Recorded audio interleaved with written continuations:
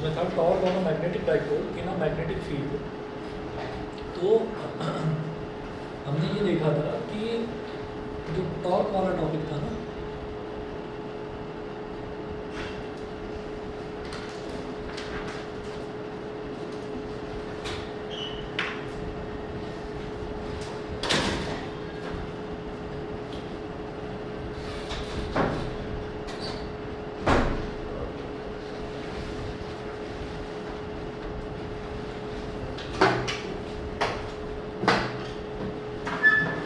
In a magnetic field, तो इसमें हमने ये देखा था कि जो टॉर्क हमने निकाला था वो था torque is equal to M B sine theta. तो अगर इसको वेक्टोरिकली लिखेंगे तो tau vector is equal to m vector cross B vector. ये लास्ट क्लास में हमने ये पढ़ा था। उसके बाद इसके दो स्पेशल केसेस थे। पहला स्पेशल केस था कि when the magnet lies along the direction of the magnetic field. तो मैग्नेटिक फील्ड हमने यूनिफॉर्म मैग्नेटिक फील्ड लिया था, ऐसे लिया बड़ी ली।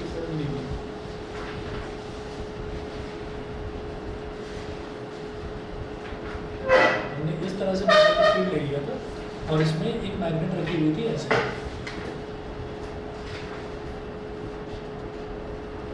यहाँ इसका साउथ पोल था, यहाँ इसका नॉर्थ पोल था, और हमने ये कहा था कि हॉरिजॉन्टल के साथ इस तरह से यहाँ पर थीटा एंगल बना रही है मैग्नेट।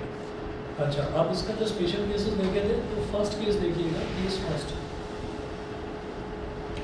केस फर्स्ट में क्या है कि when theta when the magnet lies along the direction of the magnetic field, यानी कि ये जो मैग्नेट है, ये मैग्नेट अगर मैग्नेटिक फील्ड के अलोंग ही लाई करने लगे, तो जब ये मैग्नेट जो है मैग्नेटिक फील्ड के अलोंग ही लाई करेगा तो थीटा कितना बन जाएगा, 0 डिग्री, है ना। तो केस फर्स्ट में हमारा जब थीटा हो जाएगा 0 डिग्री तो टॉ कितना हो जाएगा, 0 एम डी साइन 0 डिग्री, और साइन 0 डिग्री भी 0 ही होता है, तो यहाँ से टॉ की वैल्यू हो गई 0। ठीक है, तो ये तो फर्स्ट केस हो गया। उसके बाद बात करते हैं सेकंड केस की।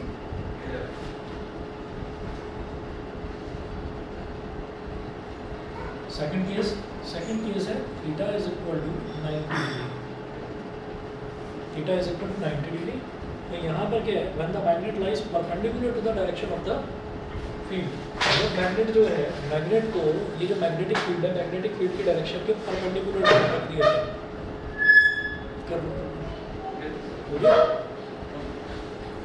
तो ये जो मैग्नेट है, इस मैग्नेट को जो मैग्नेटिक फील्ड के डायरेक्शन के परपेंडिकुलर रख दिया जाए, यानी कि जब थीटा की वैल्यू 90 डिग्री हो जाए तब। तो जब थीटा की वैल्यू 90 डिग्री हो जाएगी तो टाउ की वैल्यू क्या होगी, एम बी साइन 90 डिग्री, और साइन 90 डिग्री कितना होता है, ये ही टाउ की है, यानी टाउ की मैक्सिमम वैल्यू होगी, तो इसलिए इसको बोल देते हैं tau max is equal to M B. ये हो गया एम बी। इसके बाद आप आइए पेज नंबर 12 पर। पेज नंबर 12 पर हमारा जो अगला टॉपिक है, ये हमें देखना है potential energy of a magnetic dipole.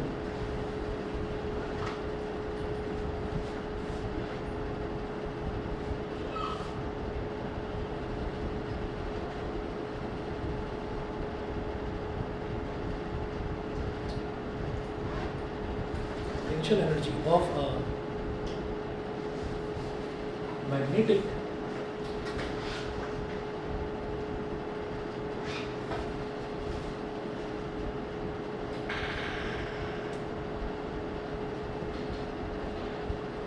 Potential energy of a magnetic dipole. Magnetic dipole की पोटेंशियल एनर्जी की बात कर रहे हैं यहाँ पर। We know that torque on a magnetic dipole placed in a magnetic field is tau is equal to, page number 12 पर हमें tau is equal to M D sine theta. ठीक है, तो ये तो टाउ की बात हो रही है कि टाउ कितना हो गया, एम डी साइन थीटा, और हम बात कर रहे हैं पोटेंशियल एनर्जी की। ठीक है, पोटेंशियल एनर्जी कितना होगा वो देखना है अभी। This torque tends to align the dipole in the direction of B vector. तो ये जो टॉर्क है, ये टॉर्क कोशिश करेगा कि ये जो मैग्नेटिक फील्ड है बी वेक्टर, तो टॉर्क इसको क्या करेगा, टॉर्क इसको घुमाएगा, और टॉर्क इसको घुमाएगा तो वो कोशिश करेगा कि ये इसके अलाउंग ही अलाइन कर जाए। ठीक है, अच्छा अब आगे अगला पॉइंट देखिए, third, if the dipole is rotated against the action of this torque, work has to be done. This work is stored as potential energy of the dipole. जैसे हम ये कहते हैं कि ये जो टॉर्क है, ये टॉर्क इसको ऐसे अलाइन करने की कोशिश करता है। क्यों करता है? हमने ये कहा कि ये मैग्नेटिक फील्ड है, मैग्नेटिक फील्ड है, तो यहाँ कहीं पर बहुत बड़ा एक नॉर्थ पोल रहा होगा, यहाँ कहीं पर बहुत बड़ा साउथ पोल रहा होगा, क्योंकि मैग्नेटिक फील्ड नॉर्थ से साउथ ही ट्रैवल करता है। ठीक है, इंटरनल टू द मैग्नेट जो है वो तो साउथ से नॉर्थ करता है, पर मैं एक्सटर्नली की बात कर रहा हूँ। तो यहाँ पर जब साउथ पोल है तो साउथ पोल इस तरफ जाएगा, नॉर्थ की तरफ अट्रैक्ट होगा, और नॉर्थ पोल साउथ की तरफ अट्रैक्ट होगा, साउथ पोल की तरफ। तो नॉर्थ इधर जाएगा और साउथ इधर जाएगा, तो इस तरह से ये मैग्नेट जो है ये ऐसे और ये ऐसे, तो ये मैग्नेट ऐसे इस मैग्नेटिक फील्ड के अलोंग अलाइन करने की कोशिश करेंगे। ठीक है, तो टॉर्क जो है वो इसको मैग्नेट को इस मैग्नेटिक फील्ड के अलोंग अलाइन करने की कोशिश करेगा। अब ये जो मैग्नेट है, मैग्नेट तो ऐसे होने की कोशिश कर रहा है, लेकिन हमने इस मैग्नेट को अगर उल्टी डायरेक्शन में घुमाना शुरू करा, तो उल्टी डायरेक्शन में घुमाने के लिए हमें कुछ ना कुछ फोर्स करना पड़ेगा, कुछ ना कुछ फोर्स लगाना पड़ेगा। फॉर एग्जांपल अगर हम एक स्प्रिंग की बात करें तो स्प्रिंग तो चुपचाप पड़ा हुआ है, ठीक है। अब अगर मैंने स्प्रिंग को ऐसे दबा दिया तो दबाने में कुछ वर्क तो करना पड़ेगा, अब और होल्ड करके रखना पड़ेगा, यानी कि लगातार मेरे को फोर्स उस पर लगा कर रखना पड़ेगा, क्योंकि अगर मैं छोड़ूंगा तो वो अपने रीस्टोरिंग फोर्स की वजह से ऐसे खुल जाएगा, ठीक है, और जंप करके निकल जाएगा हाथ से बाहर। तो वही चीज़ है कि ये लगातार इधर टॉर्क लगाता रहेगा और मैं लगातार उल्टी डायरेक्शन में टॉर्क लगा दूँ, तो इसका मतलब क्या है कि मुझे वो काम करने के लिए वर्क करना पड़ेगा। समझ गए? तो वही चीज़ है यहाँ पर, the work done in turning the dipole through a small angle D theta is dw is equal to tau D theta. तो हमने क्या करा कि हमने इसको थोड़ा सा इस तरफ घुमाया, तो कितना एंगल घुमाया? मैंने कहा कि छोटा सा एंगल, वो छोटा सा एंगल कितना हो गया? D theta. तो work done is equal to tau D theta. अब ये चीज़ आपको मैं समझाऊंगा। इस चीज़ में कुछ ऐसा है कि जब हम जानते हैं कि जो वर्क डन है वो क्या होता है, क्या होता है? Force into displacement. Work done होता है फोर्स इनटू डिस्प्लेसमेंट। अब ये होता है फोर्स इनटू डिस्प्लेसमेंट। तो फोर्स और डिस्प्लेसमेंट ये कब होगा? जब हम स्ट्रेट लाइन मोशन की बात करेंगे। लेकिन जब हम रोटेशनल मोशन की बात करते हैं तो टॉर्क कहाँ लगती है? जब भी रोटेशनल फोर्स होती है तो उसी को मैं टॉर्क बोलता हूँ। तो उसमें हमें ना ये देखना होता है, ये सर्कुलर पाथ है, कोई चीज़ इस पोजीशन से इस पोजीशन तक आई, तो हमने यहाँ से यहाँ तक जो उस पर फोर्स लगाया है, that force is called torque. अगर कोई चीज़ स्ट्रेट लाइन मोशन है ऐसे, और वो चीज़ यहाँ से और यहाँ तक आई, तो मैंने जो उस पर एक लाइन के अलोंग जो सीधा सीधा फोर्स लगाया, दैट इज कॉल्ड फोर्स। एक कर्व के अलोंग जो हमने रोटेशनल फोर्स लगाया, दैट इज कॉल्ड टॉर्क। ठीक है, तो rotational force is called torque, और जब वो रोटेट होता है तो that rotates through an angle theta, और उस थीटा को मैं बोलता हूँ एंगुलर डिस्प्लेसमेंट। ठीक है, तो जब मुझे रोटेशनल मोशन में वर्क डन निकालना होता है तो हम क्या करते हैं? Angular force into angular displacement. Angular force को ही टॉर्क बोला जाता है, समझ गए? क्योंकि मैं एक एंगल पर घुमा रहा हूँ उसको। ठीक, तो यहाँ पर टाउ इंटू डी थीटा क्या हो गया? Work done. अच्छा, तो टाउ कितना है? एम डी साइन थीटा, आगे डी थीटा, ये हो गया। अब मैंने ये कहा कि हम उसको छोटे से एंगल डी थीटा टर्न करना चाह रहे हैं। ठीक है, तो अब मैं क्या करूँगा? देखिए पोटेंशियल एनर्जी क्या होती है? पोटेंशियल एनर्जी वही है कि धनुष बाण है मेरे हाथ में और मैंने उसको लगाकर, बाण को धनुष में लगाकर ऐसे खींचा, तो खींचा और अभी छोड़ा नहीं है, ऐसे ही पकड़ रखा है, तो मैं बोलूँगा कि उसके अंदर ज़बरदस्त पोटेंशियल है, छोड़ते ही एकदम बड़ी तेज़ी से जाएगा, टारगेट को स्ट्राइक करेगा। ठीक है, तो वही चीज़ है यहाँ पर भी, एक इसकी टेंडेंसी है आगे घूमने की, तो मैंने इसको ज़बरदस्ती फोर्स लगाकर पीछे कर रखा है, टॉर्क लगाकर पीछे कर रखा है। तो मैं ये कहूँगा, मैंने होल्ड कर रखा है, मैं ये कहूँगा कि भाई छोड़ दिया तो बड़ी तेज़ी से आगे घूमेगा, झटके से घूमेगा एकदम आगे। इसका मतलब उसमें पोटेंशियल एनर्जी डेवलप हो चुकी है, समझ गए? तो वही कॉन्सेप्ट यहाँ पर है कि पोटेंशियल एनर्जी इसके अंदर डेवलप हो गई, वही मुझे निकालना है।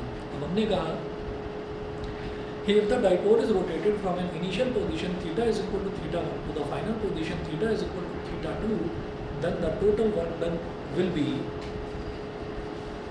अब हम ये कहते हैं कि हमने एक पोजीशन ले ली, हमने कहा कि यहाँ पर जब थीटा था तो वो थीटा 1 था, उसको थोड़ा सा और आपने टर्न कर दिया, कहाँ तक घुमा दिया? थीटा 2 तक घुमा दिया, थीटा 1 से थीटा 2। ठीक, तो इसका मतलब क्या है कि थीटा 1 से थीटा 2 इसको इंटीग्रेट करना। ठीक है, तो ये आ जाएगा। अच्छा, और ये small amount of work done है तो इसको डी डब्ल्यू लिखेंगे, डी डब्ल्यू, ये भी डी डब्ल्यू।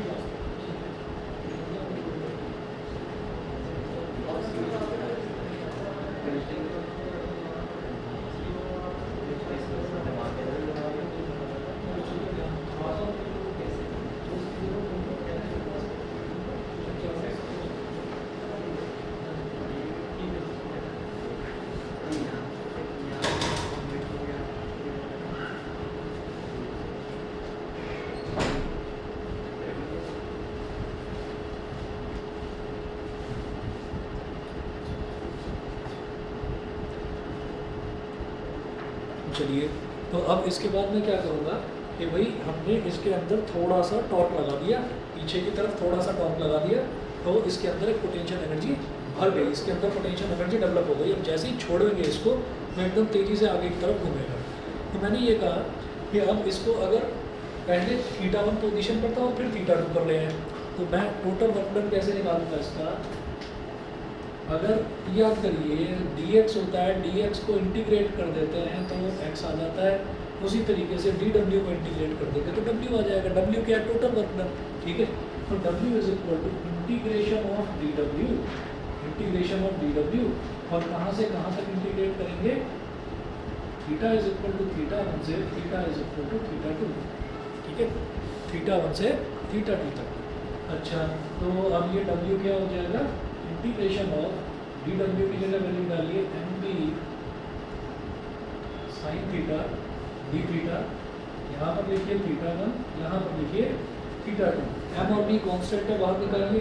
कांस्टेंट का मतलब क्या है कि वैसे तो चेंज करा जा सकता है, लेकिन इस इंटीग्रेशन के रिस्पेक्ट में कांस्टेंट है, इंटीग्रेशन में d थीटा लिखा हुआ है, तो सिर्फ थीटा ही हमारा वेरिएबल वाला टर्म है, मतलब उस थीटा के अलावा वाले जितने भी टर्म है सारे के सारे कांस्टेंट की तरह बिहेव करेंगे। तो mb को निकाल लो पहले, mb integration θ1 to θ2 sin theta d, और sin थीटा का इंटीग्रल क्या होता है? ये मिटा रहे हो बीच में से, माइनस कॉस थीटा।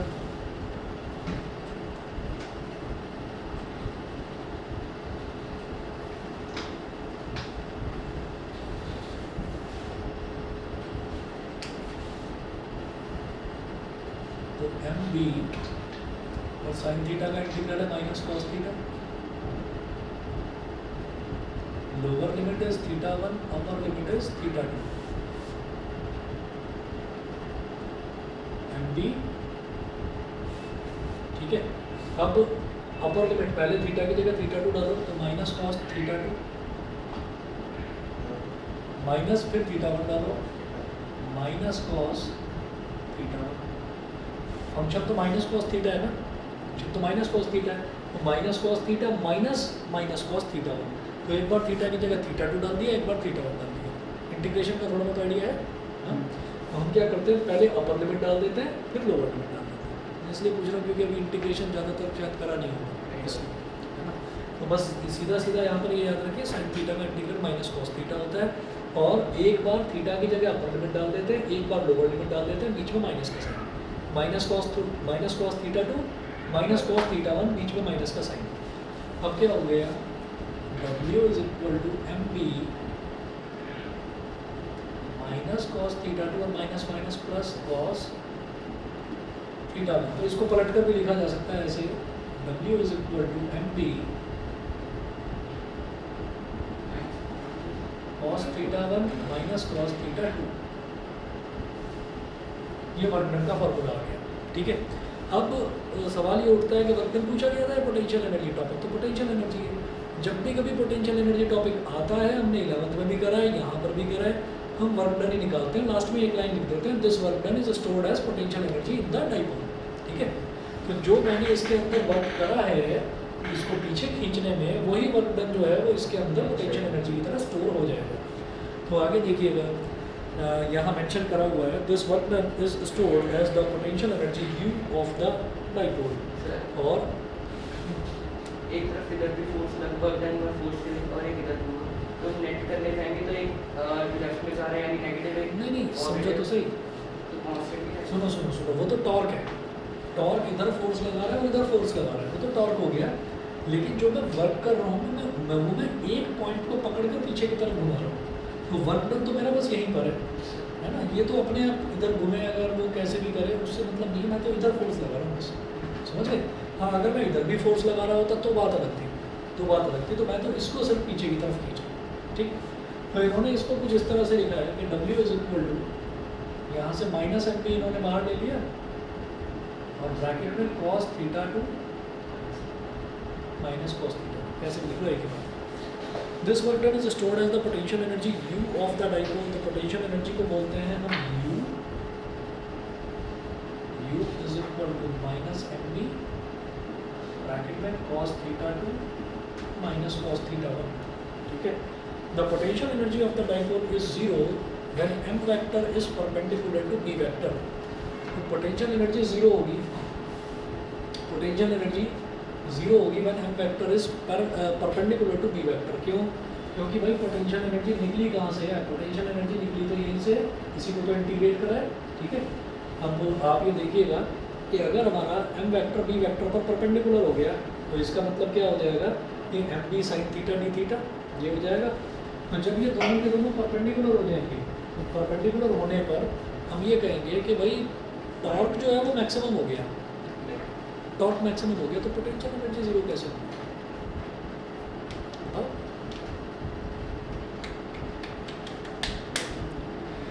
बस यही पॉइंट समझने वाला है इस वाले में कि पोटेंशियल टॉर्क मैक्सिमम है, टॉर्क मैक्सिमम है यानी कि पूरी ताकत के साथ घूम रहा है, बहुत मैक्सिमम टॉर्क है. मैक्सिमम टॉर्क मतलब पूरी ताकत के साथ घूम रहा है. तो जब कोई चीज़ मोशन में होती है तो उसकी काइनेटिक एनर्जी तो मैक्सिमम होती है, पोटेंशियल एनर्जी तो जीरो होती है.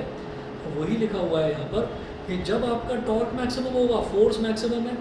अगर मान लीजिए मैं साइकिल चला रहा हूँ, बड़ी तेज़ी से साइकिल चला रहा हूँ तो मेरी पोटेंशियल एनर्जी जीरो. ठीक है, काइनेटिक एनर्जी मैक्सिमम है. और अगर मैं बैठा हुआ हूँ साइकिल पर और मैंने पैडल पर बस पैर रखा हुआ है और मैं ये बताने की कोशिश कर रहा हूँ कि बड़ी ताकत है मेरे अंदर, बस ऐसे पैडल मारूंगा साइकिल गोली की तरह जाएगी एकदम. तो इसका मतलब क्या है कि I am talking about my potential, कि मेरे अंदर कितना पोटेंशियल है. तो पोटेंशियल एनर्जी कब होती है कि property by virtue of which a body states it's energy energy in rest. तो रेस्ट में जो एनर्जी निकलती है उसी को हम पोटेंशियल एनर्जी बोलते हैं. वो चीज़ है. तो आप ये देखिएगा कि इसी वजह से इन्होंने बोला कि potential energy of the dipole is zero when m vector is perpendicular to b vector. So potential energy of the dipole in any orientation theta, orientation का मतलब एंगल होता है, can be obtained by putting theta 1 is equal to 90 degree and theta 2 is equal to theta in the above equation. Theta 1 is equal to 90 degree का मतलब क्या है कि भाई इनिशियल जो है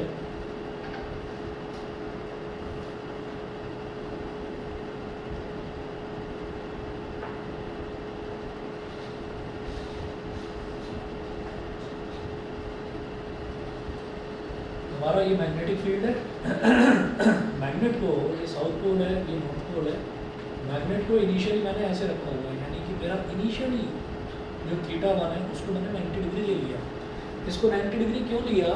हमने ये कहा कि भाई मैं पोटेंशियल एनर्जी की जब बात करूँगा तो मैं ये कहूँगा कि भाई हम वहाँ से लेकर चलेंगे जहाँ पोटेंशियल एनर्जी जीरो हो.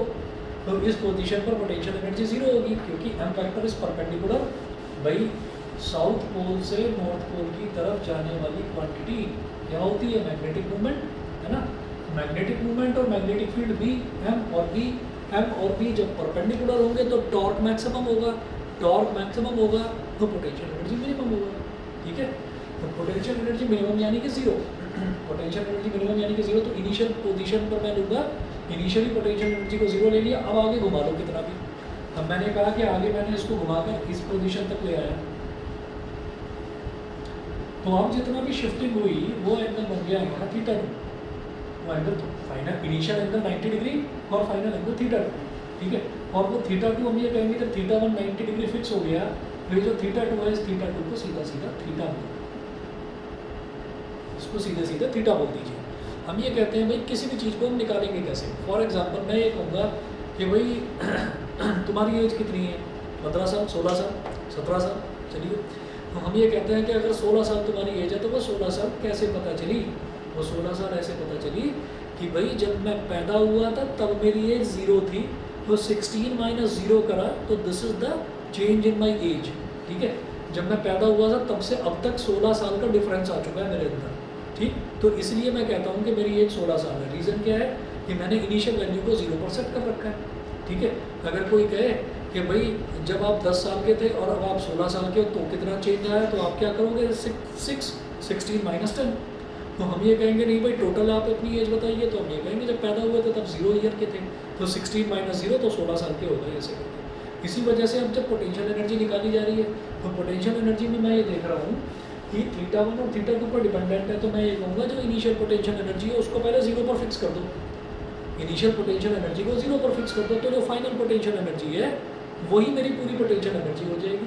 चेंज होता है वो. ठीक है. तो अब वही चीज़ इन्होंने बोली कि आप इनिशियल पोटेंशियल एनर्जी को 0% कर दीजिए, यानी कि इनिशियल एंगल θ1 को 90 डिग्री कर दो। जहाँ पर टॉर्क मैक्सिमम होगा तो पोटेंशियल एनर्जी 0 होगी। समझ गए? तो इसलिए मैंने θ1 को 90 डिग्री लिया और θ2 को बोल दिया थीटा। तो अब देखिएगा इन्होंने ये कहा कि भाई यहाँ दिखाऊंगा इस तरफ,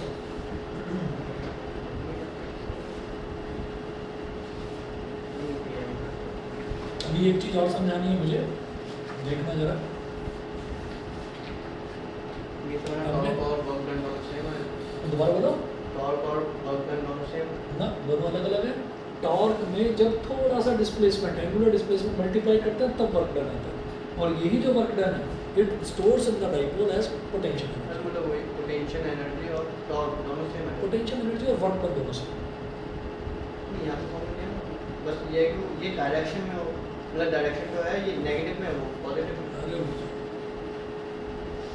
टॉर्क क्या था, मैं आ रहा हूँ। यहाँ पर हमारे पास हो गया u is equal to minus M B. हमने बोला θ1 को ले लिया 90 डिग्री, तो भाई θ1 की जगह 90 डिग्री लिखो, ये θ2 हो गया और θ1 कितना हो गया 90 डिग्री।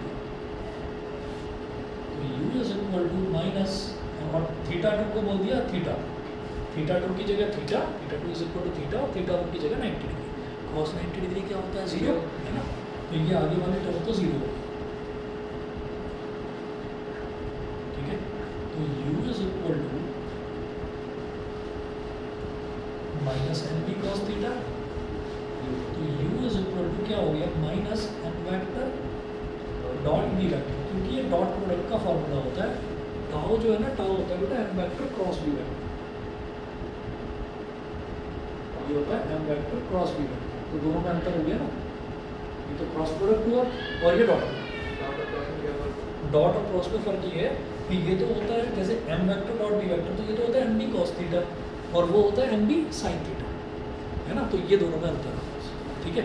और इसका रिजल्ट जो है डॉट प्रोडक्ट का रिजल्ट, इसको हम स्केलर प्रोडक्ट भी बोलते हैं, इसका रिजल्ट हमेशा स्केलर आता है और उसका रिजल्ट हमेशा वेक्टर क्वांटिटी आती है। ये है दोनों में अंतर। अच्छा, तो ये हमारा पोटेंशियल एनर्जी हो गया। अब यहाँ पर जो नेगेटिव साइन है, शायद समझ गए होंगे कि नेगेटिव साइन क्यों है, कि भाई टॉर्क तो इधर एक्ट कर रही है ना, और हम पीछे की तरफ उसको उसमें वर्क डन कर रहे हैं, उसको पीछे की तरफ हम उस पर टॉर्क कर सर रहे हैं। वेक्टर में कोई टूल था ना, vector into vector unit scalar देती है। हाँ हाँ, अगर वेक्टर का डॉट प्रोडक्ट कर देते हैं किसी दूसरे वेक्टर के साथ में तो स्केलर बनता है। तो यू के ऊपर आप देखोगे मैंने वेक्टर का सिंबल नहीं लगाया, इन दोनों के ऊपर वेक्टर का सिंबल लगाया है। नेगेटिव साइन बस ये इंडिकेट कर रहा है कि वर्क डन पिछली वाली डायरेक्शन में, पीछे वाली डायरेक्शन में, मैं पीछे को उसको शिफ्ट कर रहा हूँ, ठीक। अब देखिएगा इसमें जो स्पेशल केसेस है, बेटा क्लियर है Guneet, Rudransh?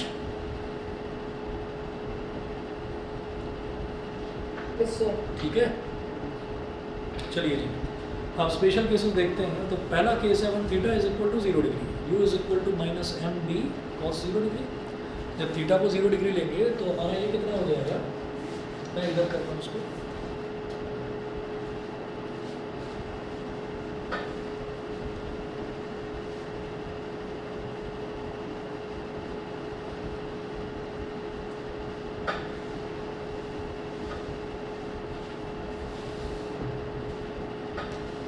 u is equal to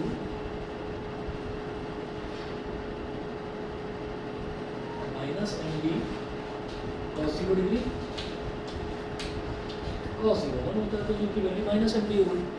when theta is equal to 0 degree, theta is equal to 0 degree का मतलब क्या है, theta is equal to 0 degree का मतलब ये है कि आपने इसको यहाँ से कुछ आगे शिफ्ट करा ही नहीं, ठीक है ना, बस इतना। उसके बाद देखिएगा दस the potential energy of a dipole is minimum when m vector is parallel to b vector। potential energy of a dipole is minimum when m vector is parallel to b vector. In this case the magnetic dipole is in stable equilibrium. In this case the magnetic dipole is in stable equilibrium. अगला देखिएगा when theta is equal to 90 degree, अब theta को 90 degree आपने shift कर दिया, theta को आपने 90 degree shift कर दिया, तो 90 डिग्री का मतलब क्या है कि भाई इस थीटा को आपने 90 डिग्री पूरा शिफ्ट कर दिया। तो 90 डिग्री का मतलब ये हो जाएगा u इज इक्वल टू